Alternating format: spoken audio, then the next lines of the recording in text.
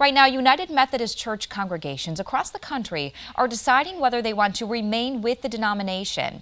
In 2019, the church's General Conference reaffirmed bans on same-sex marriage and LGBTQ clergy. But those bans are being challenged in the church court and could be overturned at the 2024 General Conference. More than 2,000 churches are leaving now since the disaffiliation deadline is the end of this year.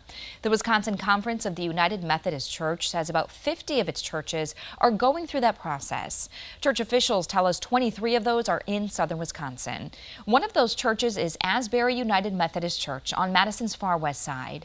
New at 10 Caroline Day talks with the pastor about his congregation's decision, and she speaks with another Methodist pastor in Madison who says he thinks the vote to leave goes against biblical teachings.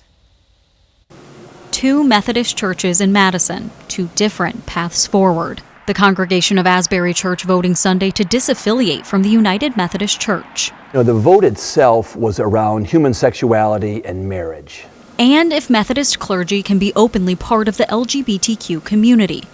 Asbury lead pastor Harold Zimick says the United Methodist Church's teachings have shifted during his 42 years as a pastor. We've sort of, kind of absorbed the culture, and versus really being in the culture as light and salt to be a blessing to the community. But Mark Fowler, the lead pastor of First UMC, says for him, a key part of United Methodism is evolving teachings. We honor the tradition, the doctrines, the scriptures, but we also honor reason and experience. Fowler says his congregation quickly decided they weren't going to disaffiliate, and instead were going to follow this motto: in this house, all still means all. Zimick says his congregation's vote isn't a condemnation of the LGBTQ community. We here at Asbury have gay, lesbian, transgender individuals, and they know they're loved. But Fowler says he thinks the vote sends a different message.